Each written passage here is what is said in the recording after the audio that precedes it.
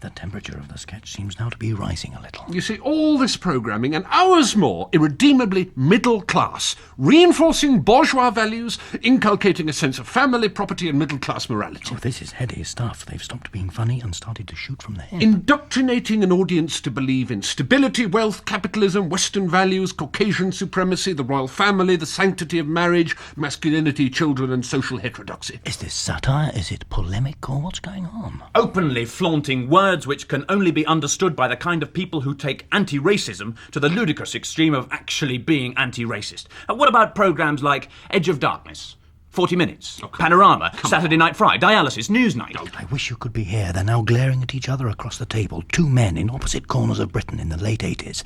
They can't both be right. It's as if Britannia herself is at stake. You see, those programmes are ghetto broadcasting to the minority, challenging nothing, reaching no one, save the paranoid establishment who cannot bear their authoritarian paternalism to be undermined. Oh, that's just piggy whiffle. Lord, this is exciting. I just can't bear it. Well, I put both points of view to Denzil McPherson, since this afternoon, Executive Managing Controller Broadcasting of the BBC. Mr. McPherson, everyone seems to hate you. Well, I think that shows we've got the balance about right. Well, is the balance of the media seesaw here at Broadcasting House indeed about right, or is it, as we've heard, fatally loaded to one side? Well, you, the listener and viewer, are the fulcrum of that delicate seesaw, so we put the question to members of the public in a busy shopping street. Well, I'm standing here in Play Dark Green Shopping Centre. Let's see if we can find someone to talk to. Now, here's a gentleman with an enormous Bonzo Dog Band album tucked under his arm. Let's talk to him. He's hopping. Excuse me, sir. Yes, what? What? What exactly? The BBC, do you think it's biased to the left or the right? What, the BBC? Yes? To the right. For about 100 yards, then down to Shepherd's Bush Green, left at the lights and straight along Wood Lane. You can't miss it. Ah, yes. I've just spotted someone coming out of the shop here. Hello? Hello, sir. Yes, excuse me. We're talking to people about the BBC. We're asking... About the BBC? Yes, where that is correct. Whether they think it's biased against the opposition or against the government. Oh, what, the BBC? Yes, do you think it's left-wing or right-wing? Well, that's a tricky one. What do I win if I get it right? No, it's not a competition. We just want your opinion. If my wife is watching this, she'll kill me, I tell you. There's no camera, sir. It's just for the radio. Left wing or right wing, eh? That's right. Oh, I'll take right. You're saying right-wing? Yeah. No, I don't know. No, go on. Yeah, right wing, go on. Right wing, then? Yeah. Well? Well, what? Am I right? A young man coming down the street towards me now. I'll see if I can stop him. No, driving too fast. Well, it looks as if the British public is undecided too, and with that, it's back to the studio. And as the Playdark Green Shopping Centre by Johann Strauss the Smaller fades away, it's time again for part one of our new classic serial.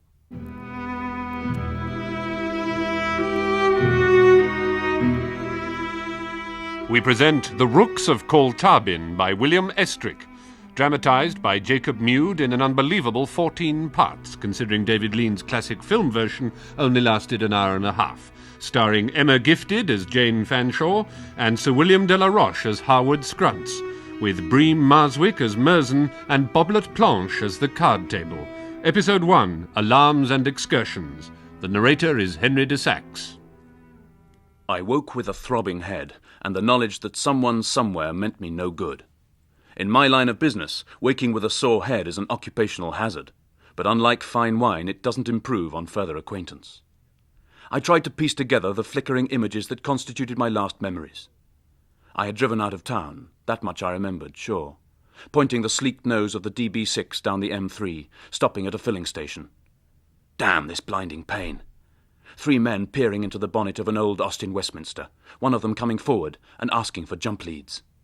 An arm arcing above me, my body flexing, whipping upwards in a defensive circle. Then nothing.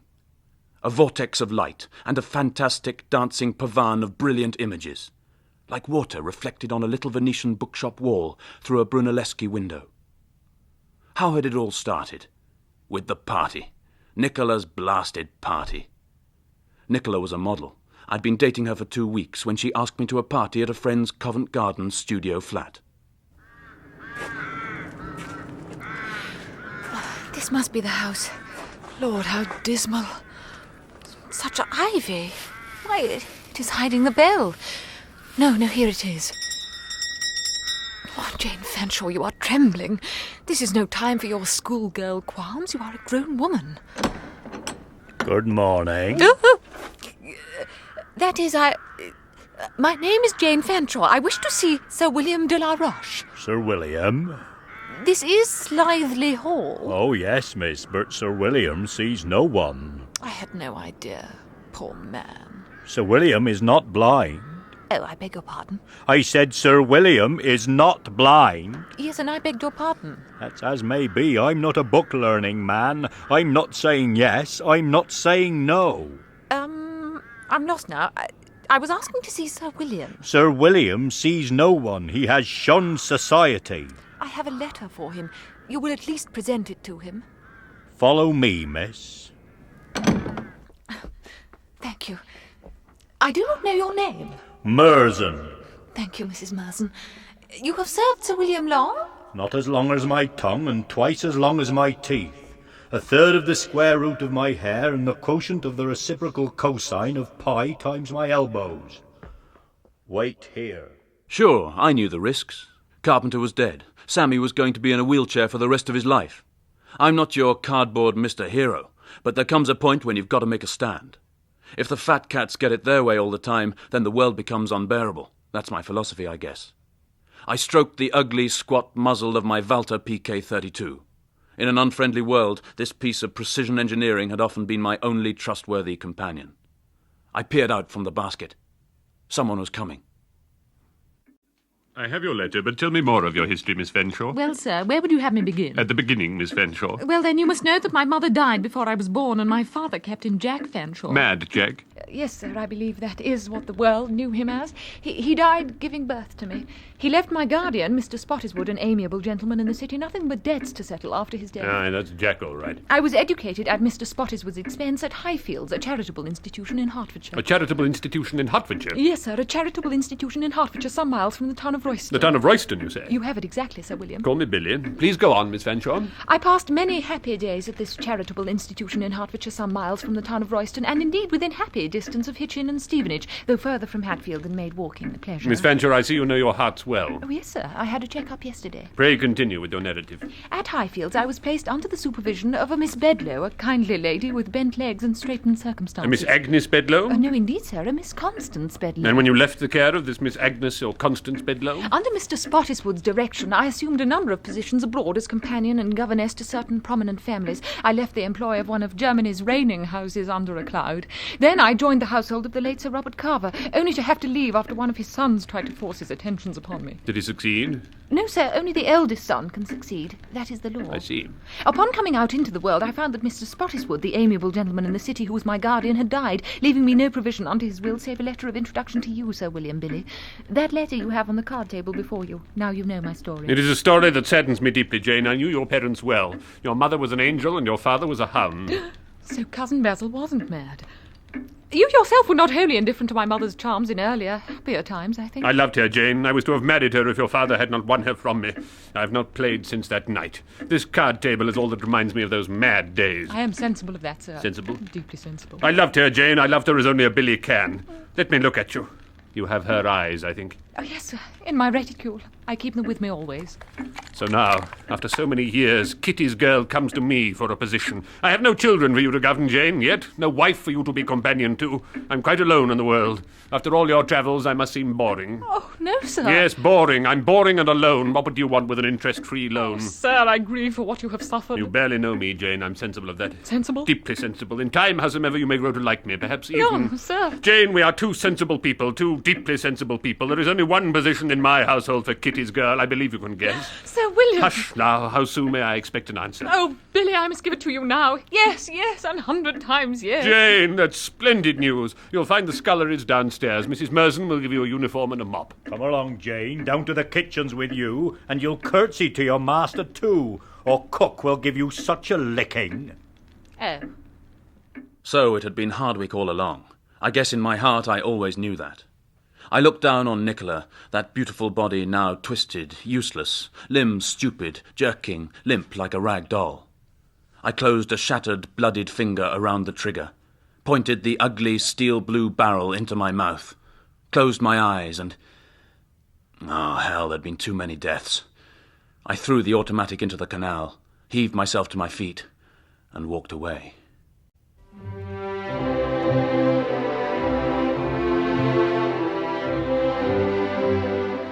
And as the last movement of Brahms' Symphony No. 1 fades away, it's time for listeners' letters. If you remember last week, I initiated an unusual name competition, a prize of a magnum, complete with ammunition and silencer, to the most outre name submitted by letter. And what a selection we have. Here's a postcard from a listener in Castle Douglas, who writes, Dear Stephen, my aunt has a most unusual name. She was christened Jenny Split, which was odd enough, but for 40 years her married name has been Moist. Pretty strange, eh? Yours sincerely, Crampwell Bar Hostage. And what about this one? Dear Stephen, I once met a man called Dintley Titmeaning. His children were called Gengulphus and Pantygrace. You can imagine how I laughed. Yours, etc., Phyllida Waste Splendour, Mrs. A card here from a listener in Lincolnshire. Dear Mr. Fry, some people really do have absurd names. At a coffee morning in Louth, I was introduced to a girl who told me her name was Cleftine Straightbladder. How we all howled. Faithfully, Milden Nipple Cream. Dear Stephen, for 10 years I have lived next door to a couple called Stank and Moulina Stopfroth. I giggle every time I see them. Best wishes, Suckmaster Bursting Foam. Well, there's no doubt, is there, that we British have a great sense of humour and that we like nothing better than to laugh at other people. It's a great gift to be able to see the absurdity in others. The splendid magnum, however, goes to this man from Bridlington, who writes, I live next door to someone called John Smith. Pretty weird, eh? I feel like setting fire to his house sometimes. Yours, Peter Smith.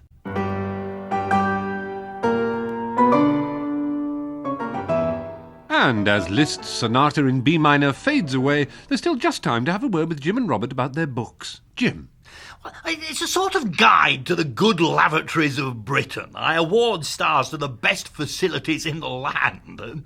The Dorchester gents, for instance, gets 5 stars, whereas Leicester Square gents gets only 1. I've given the Savoy a royal flush, though. Isn't that funny? Mark has done the drawings. Of course he has. And this is for Hampshire households to put in their lavatories and by the beds of their guests, I assume. No doubt it'll sell marvellously. I'm doing a signing in the cloakroom at Euston. What a witty idea. Goodness, I'd like to meet your publishers. So, British publishing in its customary healthy state, clearly. Robert, what repulsive volume are you foisting on a saturated market? Well, have you noticed that the yuppie is on the decline? There's a new kind of figure in the world these days, or that part of it west of Piccadilly Circus and south of Oxford Street that I inhabit. I've called this new breed Dumpies. It stands for... Like the publishing market, it will clearly stand for anything. Well, I hope you can both sleep at night. I'm tempted now to call it a day and throw in the signature tune. If you've enjoyed this programme, you may like to know that it's now available on a special BBC oven glove, which, like this half hour of comedy, has been written and presented by Stephen Fry and features the talents of Emma Thompson, Jim Broadbent and Robert Bathurst, with extra material written by James Hendry and Ian Brown, all produced by Dan Patterson. Meanwhile, keep your nose to the wind and your eye to the skyline. I love you. Now, if you ever want to get a fist in your eye, just mention a Saturday night fish fry. I don't care how many fish in the sea, but don't ever mention a fish to me. It was rocking. Now, let's go behind the scenes to an audition that's taking place here at Broadcasting House. They're looking for a new continuity announcer for Radio 4. Let's see how it's going. Well, follow that, as they say. You can hear that programme again at its normal repeat time of 3 a.m. on Sunday. Next. Well, now this really is me. Saturday Night Fry was produced in our Stuttgart studios by Emily Lundquist. Leave your name in the wastepaper bin. Next. The rotters. I don't quite know what to say after all that. Pretend it never happened. Saturday Night Fry will be back at the same time next week. Good, we'll let you know. Next. And, after all that, I don't quite know if my job is safe. This really is me, I promise. If you want to hear that programme again, I suggest you seek urgent medical advice. Not bad. Next.